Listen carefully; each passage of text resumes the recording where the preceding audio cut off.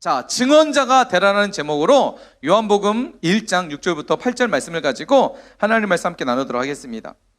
여러분, 우리가 살면서 지금 우리가 6주 동안 한 가지 주제를 가지고 여러분과 함께 말씀을 계속해서 쭉 나누고 있어요. 그것은 뭐냐면 내가 존재하는 이유, 내가 이 땅에 살고 있는 이유가 무엇이냐에 대해서 6주 동안 여러분과 함께 살펴볼 건데, 오늘은 3주 차입니다. 자, 지난 1주, 2주 있었고 오늘 3주 차예요. 3주 차의 이야기를 가지고 여러분과 함께 하나님 말씀 나누도록 하겠습니다. 자, 내가 존재하는 이유가 무엇일까? 우리가 1주차, 2주차 때 말씀을 통해서 조금씩 여러분이 내가 이 땅에 존재하는 이유가 무엇이다라는 것들을 조금씩 깨닫는 시간들이 됐을 거라고 생각이 됩니다. 여러분, 우리가 이 땅을 살면서 여기 있는 모든 사람들은 다 똑같을 거예요. 자, 무슨 질문이냐면, 여러분 한번 질문해 볼게요. 여러분은 잘 살고 싶나요? 혹시 나는 잘 살고 싶지 않다, 나는 못 살고 싶다 하는 사람 있어요? 그죠? 여러분, 사람은 누구나 잘 살기를 원해요. 그죠? 한 사람도 나는 못 살고 싶어, 나는 그냥 잘 안 됐으면 좋겠어, 이런 마음을 가진 사람 아무도 없을 거라 생각이 돼요. 모든 사람은 잘 살기를 원하고 잘 살고 싶어 합니다. 그런데 우리가 살아가는 세상 가운데 많은 사람들이 잘 사는 거에 대해서 너무 많은 이야기들이 있는 것 같아요. 야, 잘 살려면 이렇게 해야 돼, 잘 살려면 이렇게 살아야 돼, 이렇게 사는 게 잘 사는 것이고 이렇게 살아야 잘 사는 길이고 잘 사는 거야 라고 얘기한다는 거죠. 근데 그 방법이 너무나 다양하고 너무나 많다는 거예요. 이쪽 사람은 이렇게 살아야 된다고, 이쪽 사람은 이렇게 살아야 된다고, 저쪽 사람은 저렇게 살아야 된다고, 너무 많다는 거예요. 그래서 잘 살길 원하지만 너무나 많은 다양한 방법들을 얘기하니까 우리 안에 너무나 혼란스러운 부분들이 너무 많이 있다는 거죠. 자, 사람들이 이야기하는 잘 산다는 게 무엇일까? 여러분, 잘 산다는 게 무엇일까요? 여러분 설교 노트에 나와 있어요. 설교 노트에 내가 생각하는 잘 산다는 의미는 무엇일까? 한번 적어보세요. 여러분이 생각할 때 잘 산다, 이런 거, 이것이 잘 사는 것이다, 한번 적어보세요. 잘 산다. 태희야, 왜 안 적니? 적었어 벌써? 이야, 태희야, 잘 사는 게 뭐야? 네가 생각하는 잘 사는 게 뭐야? 하고 싶은 거 하고, 뭐라고요? 걱정이 없는 삶. 내가 하고 싶은 걸 하면서 걱정 없이 사는 거 잘 사는 거라고 생각한다. 그럴 수 있죠. 충분히 그럴 수 있어요. 자, 내가 생각할 때 나는 이게 잘 사는 거라고 생각한다. 소연아, 뭐가 있을 것 같아? 소연이는 어떤 거지? 뭐라고요? 소연이가 얘기했습니다. 하나님과 동행하는 삶. 할렐루야? 아무도 안 하는데요? 자, 우리 주아야, 뭐라고 썼어? 마음 편히 살고 고민 없이 사는 거. 여러분, 살면서 우리가 걱정 없이 고민 없이 살 수 있을까요? 살면서 걱정 없이 고민 없이 살 수 있을까? 사실은 그렇게 하지 않고 사는 것이 사실 잘 산다고 생각될 수 있어요. 나름대로 여러분 한번 적어보세요. 내가 생각할 때 잘 산다는 거 이걸 것 같아. 근데 여러분, 사전적 의미로 잘 산다라는 의미로 목사님 한번 찾아봤어요. 찾아보니까 사전에서 뭐라고 얘기하냐면 잘 산다라는 의미가 이런 의미래요. 자, 많은 재물을 가지고 풍요롭게 산다. 여러분, 우리 나름대로 정말 신앙이기 때문에 우리 소인처럼 하나님과 동행하는 삶을 사는 것이고 이렇게 얘기할 수 있고, 여러분 아직 청소년이기 때문에 걱정 없이 살고 싶어요, 내가 하고 싶은 거 하면서 살고 싶어요 라고 이야기하지만, 사실 그 내용을 좀 더 깊이 찾아보면 우리가 걱정 없이 내가 하고 싶은 거 살려면 뭐가 필요해요? 물질이 필요한 거죠. 그죠? 근데 보통 사람들이 그래서 잘 산다라고 할 때 잘 살고 잘 산다는 것을 보통 여러분 나름대로 적어봤지만 그 내면을 들어가면 뭐예요? 신앙적 얘기 빼놓고 일반적 얘기를 봤을 때 빼놓으면 대부분 물질이라는 요소가 꼭 함께 결합이 되는 거예요. 그래서 보통 사람들이 잘 산다라고 할 때 많은 재물을 가지고 풍요롭게 사는 사람, 풍요롭게 살 때 잘 산다라고 이야기한다는 것이죠. 여러분, 왜 공부하나요? 무엇 때문에 공부하나요? 무엇 때문에 공부하죠? 공부하는 이유가 뭐예요? 잘 살려고, 그죠? 잘 살려고 우리가 지금 공부하고 있는 거잖아요. 치열하게 공부하고 있는 거잖아요. 그렇죠? 여러분, 이 잘 살기 위해서 자, 사람들은 어떻게 하나요? 이 잘 살기 위해서, 많은 재물을 가지고 풍요롭게 살기 위해서 수없이 경쟁하면서 살잖아요. 그죠? 여러분이 그러니까 이렇게 잘 살기 위해서, 많은 재물을 가지고 풍요롭게 살기 위해서 공부를 열심히 해요. 그 이유가 뭐예요? 공부 열심히 해서 좋은 학교 들어가는 거죠. 그렇죠? 좋은 학교 들어가서 뭐예요? 좋은 직장 들어가는 거죠. 좋은 직장 왜 들어가려고 그래요? 돈 많이 벌려고 들어가는 거예요. 결국은 뭐예요? 잘 살기 위해서 돈을 많이 벌고 풍요롭게 재물을, 그러니까 많은 재물을 가지고 풍요롭게 살기 위해서 우리는 지금 많은 사람들이 지금 치열하게 경쟁하면서 공부하고, 지금 내가 학생으로서 공부하고 있는 이유에 대해서 한번 생각해 보세요. 나는 왜 공부하고 있지? 나는 왜 성적에 그렇게 목숨을 걸고 있지? 나는 왜 그렇게 좋은 다음 고등학교 진학, 다음 상급 학교에 대한 그렇게 내가 생각하는 이 학교 선택하는 이유가 뭐지? 나는 왜 이 학교 가려고 하는 거지? 그리고 나는 앞으로 내가 꿈을 갖는 이유가 뭐지? 좀 자세히 생각해 보면 많은 사람들이 대부분 잘 살기 위해서, 그죠? 많은 재물을 가지고 풍요롭게 살기 위해서. 그런데 어떻게 해요? 여러분, 살다 보면 내가 원하는 뜻대로 되나요, 안 되나요? 뜻대로 안 될 때가 있죠. 그죠? 좋은 성적 얻어야 좋은 학교 갈 수 있어요. 그죠? 여러분, 학교 성적이 바닥인데 서울대 갈 수 있을까요? 서울대가 좋은 학교라는 어떤 하나의 표본 모델은 아니에요. 인서울. 여러분, 그럴 수 없잖아요.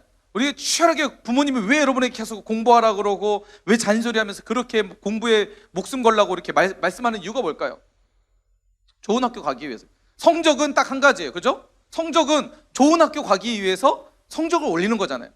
다른 목적이 있나요? 성적을 올려서 내 얼굴이 잘생기지거나, 성적을 올리면 내 키가 커지거나 이러기 때문에 성적을 올리나요? 아니잖아요. 그죠? 성적을 공부하는 이유가요. 우리 그 얘기하다 갑자기 생각났어요. 우리 석현이 저기 핸드폰 푸사에 뭐라고 돼 있죠? 핸드폰 카카오톡 거기에 뭐죠? 그 상태에 뭐라고 했어요? 공부 안 해? 됐나요? 공부 안 하는데 저는 이제 공부를 포기했어요. 난 잘 살고 싶지 않다는 거죠. 나는 그냥 될 대로 살고 싶다는 거죠. 이런 건가요? 우리 석현이에게도 더욱 차원이 높은, 내가 공부 안 해라는 그 의미에는 목사님 오늘 설교의 마음 가운데에 있는 내용을 이제 있을 거라 생각이 돼요. 자, 다시 본론 넘어와서, 여러분, 우리가 잘 살기 위해서 많은 사람들이 치열하게 노력한다는 거. 그런데 보세요, 여러분, 이 그림에 보세요. 어떻게 되죠? 모든 사람들이 잘 살기 위해서 모든 사람이 좋은 성적을 얻으려고 하고 좋은 학교 들어가려고 하고 좋은 직장에 들어가는데, 내가 좋은 성적을 얻더라도 어떻게 해요? 차별이 돼서 나보다 더 좋은 성적이 있는 사람이 있고, 학교는 한정되어 있기 때문에 모든 사람이 다 들어갈 수 없기 때문에 누군가는 그 성적에 미달이 돼서 떨어지는 사람들이 있다는 거죠. 좋은 직장도, 돈을 많이 주는 직장도 어떻게 해요? 내가 마음 먹으면 들어갈 수 있는 것이 아니라, 그렇죠, 치열하게 경쟁을 통해서 들어가야 되는 거죠. 그러니까 뭐예요? 우리 안에 이런 실패라는 것이 있다는 거죠. 실패하니까 어떻게 돼요? 석현이처럼 공부 안 해! 이렇게 하는 거죠. 내가 열심히 공부했는데 이번에 1학기 열심히 중간 기말고사 공부해서 봤는데 기대했던 만큼 성적이 안 나와. 그럼 어떻게 해요? 공부 안 해. 이렇게 실패가 되는 거죠. 그럼 어떻게 이제 저 친구는 잘 못 사는 거예요? 인생에 이제 잘 사는 기회가 이제 조금씩 사라지는 거죠. 일반적 기준으로 봤을 때. 여러분, 실패하니까 사람들이 뭐예요? 좌절하게 되는 거예요. 그러니까 안 좋은 생각을 하게 되고 극단적 선택을 하는 게 되고, 나고자라고 해서 아예 포기해버리는 그런 결들이 생겨나게 된다는 거죠. 여러분, 정말 잘 사는 것이 많은 재물을 가지고 풍요롭게 사는 것이 잘 사는 것일까요? 최근에 그 주중에 한 뉴스가 있었죠. 우리나라의 대기업의 한 사람이 그 사면이 됐어요. 감옥에 갔다가 이 사람의 감옥에서 다 그 어떤 기간을 마치고 나온 것이 아니라 광복절 특사로 그 사람이 이렇게 사면이 됐어요. 누군 이야기 들었어요?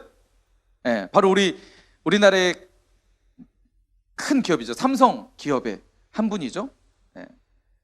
가장 돈이 많다라고 하는 그 삼성의 그 분이, 여러분, 돈이 많은데 이 사람은 감옥에 가서 있다가, 물론 돈이 많아서 그랬을까요? 사면이 돼서 나오긴 했어요. 그런데 이처럼 돈이 많다고 해서 잘 사는 게 아니라 감옥도 가잖아요. 돈이 많은 게, 물질이 많은 게 과연 잘 사는 것일까? 사람들은 그게 잘 사는 거라고 얘기합니다.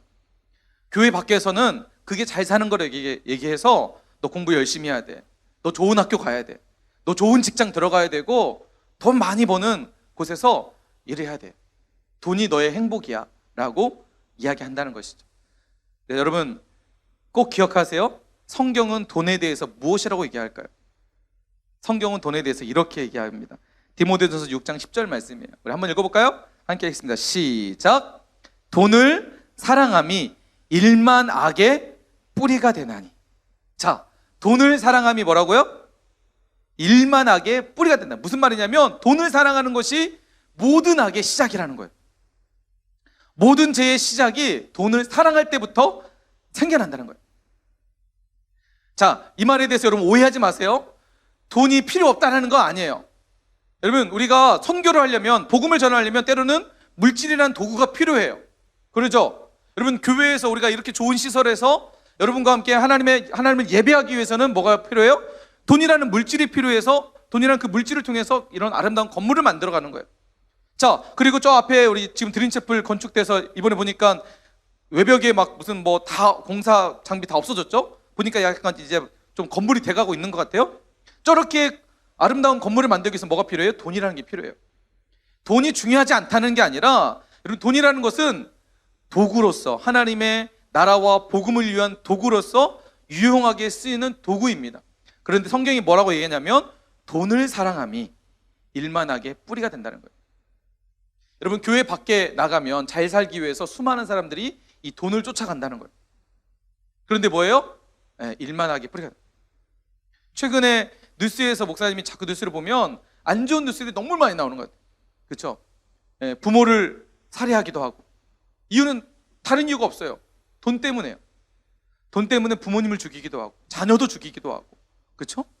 돈 때문에 처음 보니까 어떤 한 사람이 한 20대 청년이 택배차를 막 훔치고 편의점 가서 강도질해서 40km인가 경찰과 추격전해서 결국 잡아냈고.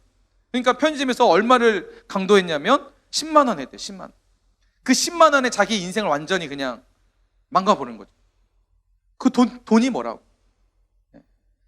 돈을 사랑함이 일만하게 뿌리가 된대요.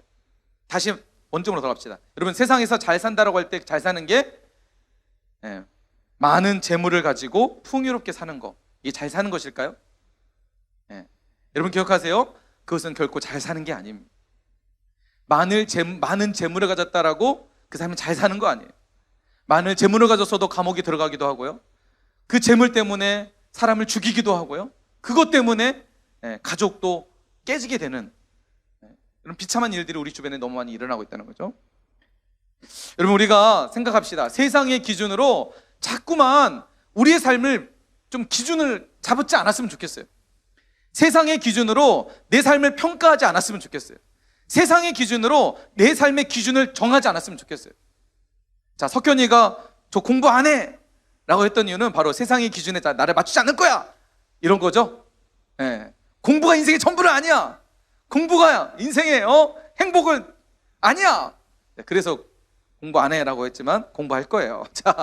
자, 여러분, 세상의 기준에 내 삶을 맞추는 순간 우리도 이렇게 비참하게 된다는 거죠.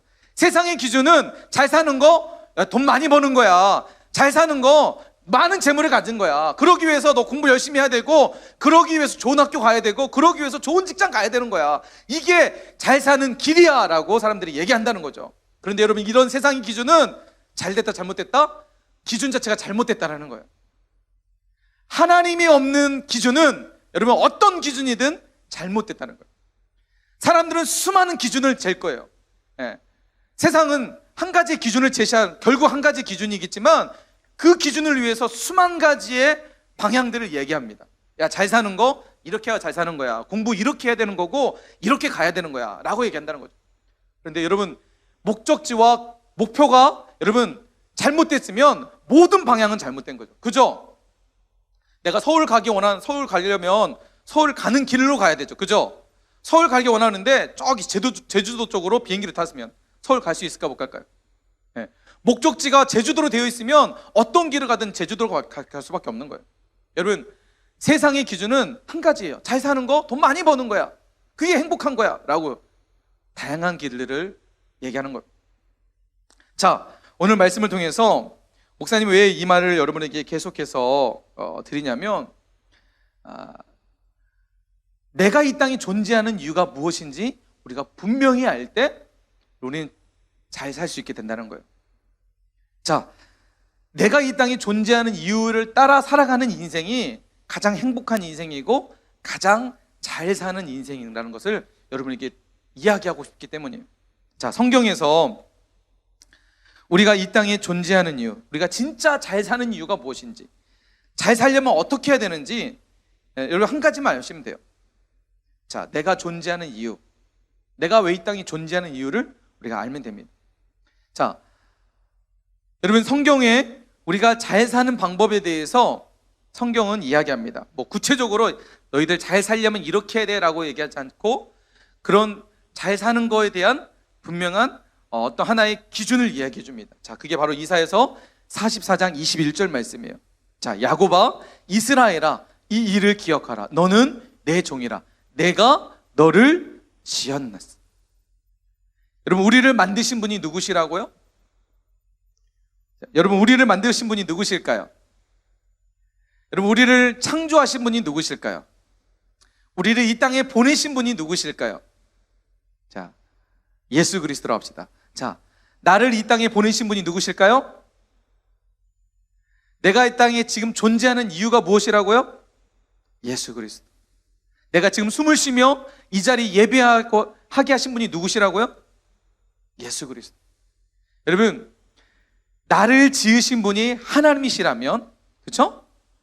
하나님께서 나를 지으셨다면 여러분, 그 지음에 따라 살아가는 인생이 가장 행복한 인생이라는 거예요. 그게 가장 잘 사는 거예요. 그 목적대로, 나를 지으신 분의 그 목적대로 살아가는 것이 여러분 가장 잘 사는 인생이에요. 여러분 믿으십니까? 아멘. 그래서 여러분, 우리가 잘 살려면 누구에게로 가야 될까요? 누구에게 물어봐야 될까요? 어디로 가야 될까요? 여러분, 하나님께로 가야 된다는 거예요. 왜요? 나를 가장 잘하신 분, 나를 창조하신 분이 하나님이시라면 하나님은 나를 가장 잘하실 것이고, 나를 창조하신 하나님께서, 나를 지으신 하나님께서 나를 이 땅에 보내셨다면 그분의 목적과 그분의 의도가 있기 때문에 내가 이 땅에 그분의 목적과 의도를 살 때 우리의 인생 가장 잘 사는 인생이 된다는 거예요. 그게 가장 행복한 인생이라는 거죠. 그죠? 내가 공부해서 똑똑히 할 때 행복한 것이 아니라 내가 조금 모자라더라도 그분의 목적대로, 그분의 보내신 대로 살아가는 인생이 가장 행복하다는 거예요. 그러겠죠? 할렐루야? 아멘. 자, 그래서 우리가 지금 6주 동안 살펴보는 내가 이 땅에 존재하는 이유, 하나님께서 나를 이 땅에 보내신 이유가 무엇이냐, 우리 첫째 주에 함께 살펴봤던 내용이 있었죠. 첫째 주 뭐였죠? 내가 이 땅에 존재하는 이유는 무엇이 되라고요? 그렇죠. 첫 번째, 복이 되기 위해서. 하나님이 우리를 만드시고 우리 이 땅에 보내실 때 우리에게 말씀하신 우리의 사명이 뭐냐면, 너는 열방의 복이 되는 거야. 내가 너를 열방의 복으로 이 땅 가운데 보냈단다. 여러분, 이 복된 인생으로 살아가는 인생이 잘 사는 인생인 줄 믿으시기 바랍니다. 열방의 복으로 살아가는 인생이 가장 잘 사는 인생이에요. 돈 많이 벌고 풍요로운 삶을 살아가는 것이 잘 사는 게 아니에요. 여러분, 돈이 많다고 해서 여러분 착각하지 마세요. 풍요롭다, 여러분 거짓이에요. 돈이 많으면 행복할까요?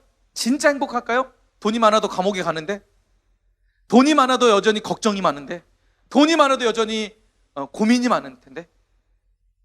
여러분, 돈이 많다고 해서 당장은 내가 사고 싶은 거 사고, 내가 먹고 싶은 거 먹고, 내가 하고 싶은 거 할 수 있지만, 여러분 그 돈이 결코 우리에게 행복을, 영원한 행복을 가져다 줄 수 있는 건 아니에요. 돈이 없어도 여러분 우리는 얼마든지 행복할 수 있고요, 돈이 없어도 여러분 우리는 얼마든지 잘 살 수 있어요. 근데 그 방법은요, 내가 존재하는 이유를 깨닫고 살아갈 때, 좀 나중에 오늘 말씀에서 마지막 부분에 왜 우리가 돈이 없어도, 왜 우리가 비참한 삶을 살아갈지라도 행복한 이유에 대해서 여러분에게 말씀드리겠습니다. 자, 첫 번째, 내가 이 땅에 존재하는 이유가 뭐라고요? 복이 되기 위해서. 그리고 여러분, 복이 돼야 되는 거예요. 가정에서 복이 돼야 돼요. 가정에서 부모님께 복이 돼야 돼요. 다시 한번 우리 가슴에 손을 얹고, 나는 지금 우리 가정에서 복이 되고 있는가? 부모님께 나는 지금 복일까? 형제들 안에서 나는 지금 복일까? 아니면 부모님의 근심과 형제들의 근심 속에 있나? 한번 생각해 보세요. 그리고 오늘 말씀을 통해서 다시 한번 우리가 부여잡았으면 좋겠어요. 하나님이 나를 복된 인생으로 부르셨다면 내가 복된 인생으로 살아야 되겠구나. 가정에서 여러분 의도적으로 부모님께 잘하세요. 형제들에게 잘하세요. 친구들에게 잘하세요. 그게 우리가 복된 인생을 살아가는 첫 걸음이에요. 자, 그게 잘 사는 거예요. 그게 가정에서 잘 사는 거예요. 그게 학교에서 잘 사는 거예요. 자, 뭐가 될 때요? 복이 될 때. 자, 지난주에 말씀 뭐였죠? 내가 이 땅에 존재하는 이유가 뭐였을까요? 자, 출애굽기 2장 말씀 통해서 잘생긴 한 사람을 소개했었죠? 누구였죠? 모세를. 그렇죠? 그래서 지난주 내가 이 땅에 존재하는 이유는 자, 구출자가 되기 위해서. 자, 앞으로 여러분 쭉 목사님이 매주 설교할 때마다 첫째 주부터 계속 반복할 거예요. 첫 번째는 뭐라고요? 뭐가 되기 위해서? 복이 되기 위해서. 두 번째는 뭐가 되기 위해서요? 구출자가 되기 위해서. 자, 하나님께서 모세를 이 땅에 택하신 이유가 뭐예요? 절망 가운데 있던, 애굽에서 종살이하고 있던 그 이스라엘 백성들을 하나님이 구출하기 위해서 모세를 부르셨다는 거예요. 모세가 이 땅에 존재하는 이유는 이스라엘을 구출하는 민족의 구출자로 하나님이 모세를 부르셨다는 거예요. 동일하게 오늘도 하나님은 이 시대를 향한 구출자가 우리로 하나님께서 부르셨다는 사실입니다. 내가 이 땅에 존재하는 이유는 나만 잘 먹고 잘 살기 위해서 나를 이 땅에 보내신 것이 아니라 민족을 구원하고 민족을 구출하시기 위해서 하나님이 나를 보내셨다. 내가 존재하는 이유는 잘 먹고 잘 살고 이런 것이 아니라 잘 먹고 잘 사는 것, 그것을 넘어서 이 민족을 먹여 살리는 구출자로 나를 부르셨다는 사실을 여러분 믿으시기 바랍니다. 할렐루야. 아멘. 자, 오늘 이제 세 번째, 드디어 이제 설교 시작합니다. 자, 세 번째 이야기 할게요. 자, 내가 이 땅에 존재하는 이유가 뭘까요? 자, 오늘 말씀 요한복음 1장 6절부터 8절 말씀에 보니까 한 사람이 등장해요. 네, 누굴 것 같아요? 그렇죠, 세례 요한. 자, 오늘 말씀 봅시다. 다시 한번. 자, 요한복음 1장 6절부터 8절 말씀 함께 읽습니다. 시작. 하나님께로부터 보내심을 받은 사람이 있으니 그의 이름은 요한이래요. 자, 지금 오늘 말씀해 보니까 하나님께서 한 사람을 보내셨대요. 그 사람이 누구예요? 요한이라는 거예요. 여러분, 이 말씀을 목사님이 묵상하면서 너무나 감동을 받았어요. 그리고 너무나 가슴이 벅찼어요. 자, 여러분, 하나님께서 모든 사람들을 이 땅 가운데 보내셨습니다. 그죠? 하나님의 보내심이, 하나님의 택하심과 하나님의 섭리 없이는 이 땅에 존재하는 사람이 아무도 없겠죠. 그죠?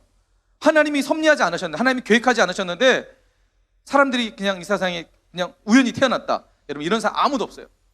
모두 다 하나님의 주권 속에서, 하나님의 주관하심 속에서 온 인류의 모든 사람들이 이 땅 가운데 태어났습니다. 그런데 보세요, 오늘 말씀해 보니까 하나님께로부터 보내심을 받은 사람이 있대요. 수많은 60억이라는 이 지구의 인구 가운데에 하나님이 한 사람을 택하시고 그 사람을 이 땅 가운데 보내셨다는 거예요.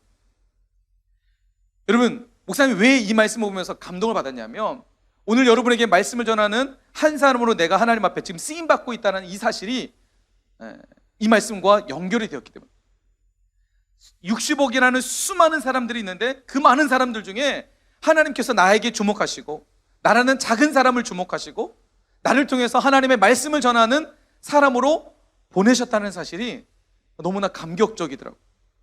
여러분 기억하세요? 오늘 여러분이 이 자리에 앉아 있는 것은, 여러분, 내가 내 힘과 내 발걸음을 가지고 이 자리에 앉아 있는 것처럼 보이지만, 여러분, 오늘 이 말씀을 보면 무엇이에요? 하나님이 여러분을 택하시고, 할렐루야, 하나님이 여러분을 이 자리에 보내신 줄 믿습니다. 하나님께서 여러분에게 말씀하기 원하시고 여러분을 택하셔서 오늘 하나님께서 요한이라는 한 사람을 이 땅 가운데 보내셨던 것처럼 여러분 한 사람을 이 땅 가운데 보내시기 위해서 여러분을 택하셨다는 거예요. 그 여러분이 지금 보내셨다는 거예요. 여러분, 이 사실을 여러분 꼭 믿으시기 바랍니다. 이 말씀을 여러분 가슴에 꼭 기억했으면 좋겠어요. 나라는 존재는 그냥 우연히 이 땅에 살아가는 존재가 아니라 하나님의 계획과 섭리와 하나님의 보내심 속에서 지금 내가 살고 있고, 하나님의 관심과 하나님의 시선이 지금 나를 주목하고 있구나. 여러분, 이 사실을 꼭 기억하시길 축복합니다. 우리 옆 사람 한번 보겠습니다. 옆 사람 보면서 하나님이 택한 사람인지 하나님이 보낸 사람인지 한번 보세요. 네. 어떻게 해요? 옆에 사람 보니까 하나님이 택한 사람 같아요? 하나님이 보낸 사람 같아요? 네. 전혀 안 보여요? 네. 여러분, 우리 외모는 그렇게 보이지 않을 수 있지만 여러분 기억하세요. 나라는 존재는 그냥 아무런 어떤 의미 없는 존재가 아니라 하나님이 보내심을 받은, 하나님께로부터 보내심을 받은 사람이라는 거. 자, 오늘 하나님께서 요한이라는 한 사람을 이 땅에 보내실 때 하나님이 그 사람을 택하시고, 수많은 사람들이 있었을 거 아니에요, 그죠? 당시에 세례 요한이 이 땅에 태어났을 때, 세례 요한이 이 땅에 존재했을 때도 여러분 수많은 사람들이 있었을 거예요. 근데 보세요, 말씀해 보면 요한이 저 하나님께 쓰임 받고 싶어요 손 들었기 때문에 하나님께서 그래 요한 내가 너 쓸게 하나님 이렇게 했을까요? 성경에 나와 있어요? 아니죠. 하나님이 요한을 지목하시고 요한을 택하시고 부르셨다는 거예요.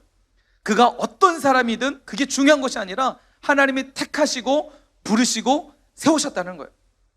오늘 우리도 또 동일하다는 거예요. 여러분이 어떠한 하나님 앞에 의로운 모습이 있고 하나님 앞에 하나님 저 쓰임 받고 싶어 이렇게 결단했기 때문에 여러분이 하나님께서 여러분을 이 자리에 부르신 것이 아니라 하나님의 전적인 택하심과 하나님의 전적인 부르심이 오늘 여러분을 이 자리에 부르신 줄 믿습니다. 여러분 특별한 사람이라는 거예요. 존귀한 사람이라는 거예요. 하나님의 택하심을 받은 아주 정말 특별한 사람이라는 거예요. 자, 우리 옆에 있는 사람에게 이렇게 인사했으면 좋겠습니다. 지금 온라인으로 참여하는 친구들도 옆에 있는 사람들이 있다면 이렇게 서로에게 축복해 주셨으면 좋겠습니다.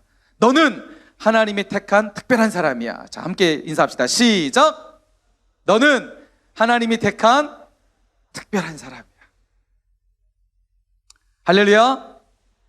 여러분, 하나님께서 요한이라는 한 사람을 택하시고 그 사람을 이 땅에 보내셨습니다. 오늘 여러분은 한 사람을 택하시고 하나님 여러분을 이 땅 가운데 보내신 줄 믿습니다. 자, 하나님께서 요한을 택하시고 요한을 이 땅에 보내신 이유가 무엇일까요? 자, 오늘 이제 말씀의 핵심이에요. 하나님이 왜 요한을 택하셨고 요한을 이 땅에 왜 보내셨을까? 요한을 통해서 하나님 뭘 하게 원하셨을까? 자, 오늘 말씀 다시 한번 읽어보도록 합시다. 요한복음 1장, 자, 노란색 글씨만 한번 읽어볼까요? 7절 말씀인데 함께 읽어봅시다. 시작. 그가 증언하러 왔으니 곧 빛에 대하여 증언하고 모든 사람이 자기로 말미암아 믿게 하려 함이라. 자, 하나님께서 요한을 택하시고 요한을 이 땅에 보내신 이유가 뭐라고요? 뭐예요? 사랑아, 요한을 택하시고 요한을 보내신 이유가 뭐야? 자, 노란색 글씨만 읽어도 돼요. 자, 예성아, 그 이유가 뭐야? 김혜성, 이혜성 말고 김혜성. 자, 네. 그 뭐예요?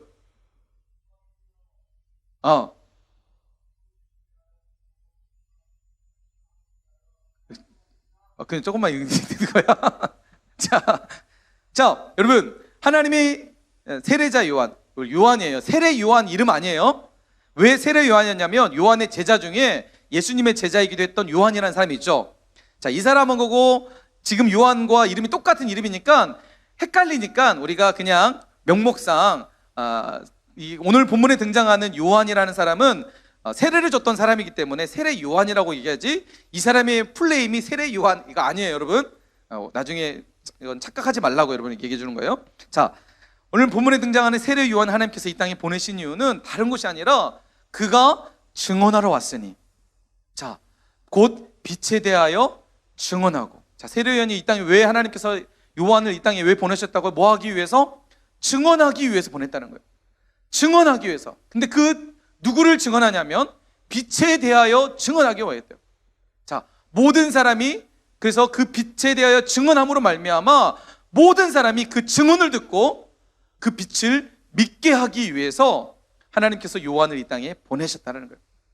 요한이 이 땅에 존재하는 이유는 증언하기 위해서 그가 이 땅에 존재했다는 거예요.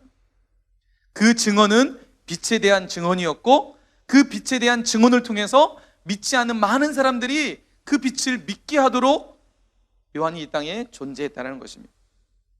여러분, 여기서 말씀에서 이 증언한다라는 얘기가 무엇일까? 그리고 이 빛에 대한 이야기가 무엇일까? 자, 이 빛은 뭘 얘기할까요? 이 빛은 누굴 얘기하는 것일까요? 자, 그렇죠. 요한복음 1장에서 말하는 이 빛에 대한 이 빛은 바로 예수 그리스도를 얘기하겠죠. 다시 말해서 세례 요한이 예수님을 증언하기 위해서, 예수님을 이 땅에 전하기 위해서, 예수님께서 이 땅에 오실 것을 예비하고 그것을 이야기하기 위해서 세례 요한이 이 땅에 존재했다는 것입니다. 자, 증언하다는 이 이야기는 무엇이냐면 바로 헬라어로 보면 마르티레오라는 이 단어입니다. 마르티레오. 근데 이 단어는 어떤 단어에서 유래되냐면 마르티스라는 단어에서 유래됐대요. 이 마르티스는 증인이라는 단어로 법정에서 사건이나 사실에 대해서 증언하는 사람을 향해서 증인할 때 마르티스라는 단어를 씁니다. 그러니까 증언한다는 건 뭐냐면 어떠한 사건이나 사실에 대해서 이야기한다는 거예요. 증인의 입장에서 그 사실을 이야기한다는 거예요. 세례 요한이 증언한다고 했을 때, 빛에 대해 증언한다고 했을 때, 이 빛에 대한 사실, 이 빛에 대한 어떤 정확한 진실을 사람들에게 이야기한다는 거예요. 그래서 여러분, 증언한다는 것은 여러분 법정에서 어떤 증인이 섰을 때 어떤 사실을 증언을 하죠, 그죠? 그때 자신이 추측하고 자신의 어떤 지식적인 이야기를 할까요? 아니면 자기가 본 것에 대해서, 자기가 경험한 것에 대해서 이야기할까요? 법정에서 증인은 이 사실에 대해서 이야기하십시오라고 할 때 그 증인이 제가 생각할 때 이렇게 됐을 것입니다, 이럴 것입니다 라고 하면 그 증언이 신빙성이 있을까 없을까요? 여러분 생각할 때 여러분도 그런 일, 다른 거 넘어와서 어떤 친구에게 내가 억울한 일을 당했어. 근데 그 사실 아는 친구가 있어. 그 친구가 와가지고 야, 네가 좀 얘기 좀 해줘 했을 때 그 친구가 그 얘기를 할 때 내가 생각할 때 이랬을 거야 라고 하면 그 얘기를 듣는 친구가 그 이야기에, A라는 친구가 B라는 친구의 그 이야기에 신빙성을 가질까요? 그건 네 생각이고 진실은 뭐야? 물어보겠죠, 그죠? 여러분, 법정에서 증인을 섰던 사람이 제가 생각할 때 제가 알고 있기로는 이랬을 것입니다라는 것은 사실이 아니라는 거죠. 그것은 자신의 생각이라는 거예요. 그것은 증인의 어떤 증언으로 채택되지 않아요. 증인으로 증언할 때는 이랬습니다, 제가 본 것은 이렇습니다, 제가 이렇게 경험을 했습니다 라고 자기가 경험한 사실에 대해서만 이야기를 할 때 그 증인의 증언이 채택이 됩니다. 다시 말해서 본문에서 세례 요한이 예수 그리스도에 대해서 증언한다고 했을 때 그가 경험하지 않은 사실을 이야기한 것이 아니라 그가 경험한 사실을 이야기했다는 거예요. 여러분, 오늘 하나님께서는 오늘 우리를 세례 요한과 같이 예수 그리스도를 증언하는 자로 이 땅에 우리를 보내신 줄 믿습니다. 할렐루야. 여러분, 우리가 이 땅에 존재하는 이유가 뭐라고요? 예수 그리스도를 증언하기 위해서. 따라서 합시다. 내가 존재하는 이유는 예수 그리스도를 증언하기 위해서다. 자, 그런데 여러분, 중요한 사실은 뭐예요? 이 증언한다는 사실은 내가 교회에서 들었던 이야기, 그냥 내 어떤 지식적 이야기를 증언한 것이 아니라 실제로 경험한 이야기를 증언해야 진짜 그게 여러분 능력이 나타난다는 거예요. 여러분, 세례 요한이 예수님의 증언할 때 그가 가졌던 어떤 지식적 이야기를 증언한 것이 아니라 실제로 오신 예수 그리스도, 지금 우리와 함께 하시는 예수님에 대해서 증언하기 위해서 하나님이 그를 보내셨다는 사실입니다. 오늘도 동일하게 우리에게 하나님의 그런 부르심이 우리 가운데 있는 줄 믿습니다. 그래서 여러분, 사도행전 1장 8절 말씀에 보면 오직 성령이 너희에게 임하시면 너희가 권능을 받고 예루살렘과 온 유대와 사마리아 땅끝까지 이르러 뭐가 될 것이라고요? 내 증인이 되시라. 여기서 이 증인이라는 단어가 바로 마르티스라는 단어예요. 여러분, 우리가 이 땅에 존재하는 이유가 뭐라고요? 예수 그리스도를 증언하기 위해서, 예수 그리스도의 증인되기 위해서 우리가 이 땅에 존재한다는 거예요. 여러분, 잘 사는 게 뭘까요? 자, 오늘 말씀을 통해서 다시 한번 우리 정리합시다. 잘 사는 거, 돈 많이 벌고 풍요롭고 잘 살면, 돈 많이 벌고 풍요로우면 잘 사는 것일까요? 이게 잘 사는 것일까요? 아니라는 것이죠. 잘 사는 것은 오늘 우리를 이 땅에 보내신 하나님의 그 목적에 따라서 세례 요한과 같이 내가 예수 그리스도의 증언자가 되어서 예수 그리스도의 증인이 되어서 많은 사람들에게 복음을 전하는 그런 삶을 살아갈 때 여러분 그 인생은 잘 사는 인생이 될 줄 믿습니다. 그러나 중요한 사실은 십자가를 경험한 자가 진짜 증인이 될 수 있는 거예요. 예수 그리스도의 십자가를 경험한 사람이 여러분 진짜 증인이 될 수 있는 거예요. 복음의 능력이 나타나기 위해서는 뭐예요? 법정에서 증인이 그 증인의 증언의 신빙성을 갖기 위해서는 자기가 직접 경험한 사실을 대해서 얘기를 해야 되는 거예요. 그러겠죠? 네. 마찬가지로 우리가 예수 그리스도의 증언자가 되기 원한다면 예수 그리스도의 증인, 예수님의 증인이 되기 위해서는 반드시 선행되어야 될 것은 십자가를 경험한 자가 돼야 돼요. 예수님을 인격적으로 내 삶의 주인으로 경험한 사람이 그 사람이 다른 사람에게 예수님을 소개할 수 있는 거예요. 오늘 여러분에게 이런 도전이 있었으면 좋겠습니다. 내 안에 예수 그리스도의 십자가의 경험, 그리고 그 경험을 따라서 나도 세례 요한과 같이 예수님을 증언할 수 있는, 예수님을 이 땅 가운데 드러낼 수 있는 그런 사람이 되기 원하는 그런 믿음의 귀한 도전이 있길 축복합니다. 이 이야기만 드리고 오늘 말씀을 정리하겠습니다. 용인에 가면, 여기 경기도 용인에 가면 어떤 곳이 있냐면 순교자 기념관이 있어요. 순교자 기념관. 거기 가면 이런 거 있습니다. 이런 사진들이 있어요. 쭉 안에 들어가면 쭉 이런 이렇게 그 사진들이 쭉 걸려져 있어요. 여러분 이 사진들이 뭘 것 같아요? 네. 이곳이 어떤 곳이라고요? 용인에 가면? 용인에 무슨 곳이라고요? 순교자 기념관이에요. 그러면 이 사진들은 뭘 것 같아요? 그렇죠. 수많은 순교자들이. 그렇죠. 왜 이 사람들은 순교를 했을까요? 네. 우리나라 초기에 많은 박해들이 있었고 종교에 대한, 기독교에 대한, 종교에 대한 박해들이 엄청 많이 있었을 때 이분들은 복음을 듣고 그 복음을 버리지 않고 끝까지 복음을 지키고 때로는 그 복음을 증거하다가 때로는 맞아서 죽기도 하고 때로는 처형당하기도 하고 때로는 강물에 빠져서 죽기도 하고 복음을 전하는 이유 때문에, 복음을 전하는 것 때문에 여러분 이 사람들이 이런 순교를 하게 되었다는 거예요. 여러분 기억하세요. 이분들의 이 순교의 그 피, 이분들이 흘렸던 이 복음을 통해서 흘렸던 이 피는요, 우리가 보기에는 비참한 죽음이었고 정말 어리석은 죽음이었고 왜 저렇게 사람들이 살까? 사람들이 손가락질하는 그런 죽음이었어요. 근데 목사님이 확신하는 것은 여러분 이분들이 흘렸던 이 순교의 피가 오늘날 한국이라는, 대한민국이라는 나라를 만든 줄 믿습니다. 이분들의 피에 의해서 오늘날 한국교회가 우리가 지금 이렇게 하나님 앞에 마음껏 그래도 신앙의 자유를 가지고 마음껏 예배할 수 있는 이유가 바로 이렇게 우리를 위해서 먼저 피 흘렸던 수많은 순교자들이 있었기 때문입니다. 복음을 위해서 예수 그리스도를 증언하는 그 증언을 그들이 멈추지 않았기 때문에 오늘날 대한민국이라는 나라가 경제 강국이 되었고 오늘 한국교회에 이렇게 수많은 믿음의 사람들이 예배드리는, 그리고 여러분 전 세계적으로 미국 다음으로 선교사를 가장 많이 파송하는 나라가 대한민국이 될 수 있었습니다. 그 이유가 뭘까요? 바로 예수 그리스도를 증언하는 그 증언자의 그 피에 의해서 됐다는 거예요. 여러분 그분들의 순교가 가치가 없을까요? 그분들이 이렇게 처형당하고 그분들이 강물에 빠져서 바다에 빠져서 순교한 그 순교의 죽음이 가치가 여러분 없는 것일까요? 여러분 목사님 그렇게 생각하지 않아요. 그분들의 그 순교의 가치가 오늘 한국의, 대한민국이라는 나라를 이렇게 멋지게 만들 수 있는 동력이 되었기 때문에 그분들의 순교, 그분들의 복음의 증언, 여러분 그것이 놀라운 가치와 능력이 된 줄 믿습니다. 여러분 그분들의 인생을 놓고 잘못 살았다라고 우리가 얘기할 수 있을까요? 당신들은 잘못 살았어 라고 얘기할 수 있을까요? 결코 그럴 수 없죠. 그분들은 진짜 가치 있는 인생을 살았고 가장 보람된 인생을 산 줄 믿습니다. 여러분 이게 잘 사는 거예요.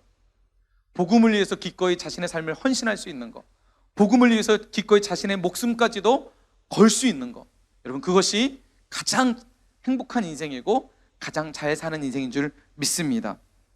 특별히 용인에 있는 순교자 기념관에 가면 이렇게 사진이 쭉 있다가 마지막에 한 사진이 딱 있어요. 한 액자가 딱 있어요. 근데 그 액자에는 사진이 어떤 사진이 없어요. 대신 그 액자에는 뭐가 있을까요? 혹시 가본 사람 있어요? 그 액자에는 사진이 없는 대신 뭐가 있냐면 이렇게 거울 하나가 있어요. 거울 하나. 그래서 순교자들을 쫙 보다가 마지막에 그 거울에 딱 쓰면 누가 보이는 거예요? 내가 있는 거예요. 그리고 그 밑에 이렇게 글이 써 있어요. 당신도 나도 순교자가 될 수 있습니다. 여러분, 목사님이 예전에 정말 오래전에 그곳에 가서 정말 충격을 받았어요. 여기서 많은 도전을 받았어요. 나도 그리스도를 위해서, 주님을 위해서 내 생명을 바쳐서 내 생명보다 더 귀하신 예수 그리스도의 그 십자가의 복음을 나도 누군가에게 전할 수 있는 사람이 될 수 있다. 그 도전, 그리고 그렇게 살아야겠다라는 결단들을 할 수 있는 그런 시간들이었습니다. 여러분, 오늘도 하나님 우리에게 동일하게 부르십니다. 세례 요한을 택하시고 그를 이 땅에 보내셔서 예수 그리스도를 증언하는 인생으로 세례 요한을 하나님께서 보내셔서 세우셨습니다. 세례 요한에 의해서 예수님이 제자됐던 요한이라는 사람이 생겨나게 됐고, 당시에 수많은 사람들이 회개하기 위해서 세례 요한에게 다가왔어요. 그리고 예수님의 오실 길을 예배했던 세례 요한을 통해서 예수님이 이 땅 가운데 복음 사역을 시작하게 하시는 첫 시작을 세례 요한의 시작부터 시작하게 하셨습니다. 여러분, 하나님은 오늘 우리가 이 땅에 존재하는 이유에 대해서 말씀하십니다. 너희도 동일하게 예수 그리스도를 증언하기 위해서 증언자가 되라고 오늘 우리를 이 땅에 보내신 줄 믿습니다. 여러분, 가정에서, 여러분 학교에서, 여러분 학원에서, 여러분 있는 곳에서 여러분 때마다 예수님을 증거할 수 있는, 예수님을 전할 수 있는 우리 모두가 되길 축복합니다. 할렐루야. 내가 존재하는 이유가 뭐라고요? 다시 설교 시작하겠습니다. 처음부터. 오늘 요한복음 1장 다시 한번. 여러분, 내가 이 땅에 존재한 이유가 뭐라고요? 그냥 오늘 말씀의 제목 얘기합시다. 증언자가 되기 위해서. 다시 한번. 자, 오늘 내가 이 땅에 존재하는 이유가 뭐라고요? 누구를요? 예수님을. 여러분의 삶을 통해서, 여러분의 모습을 통해서, 여러분의 언어를 통해서 예수님이 아름답게 드러나는 복된 인생들이 되시길 주님의 이름으로 간절히 축원합니다.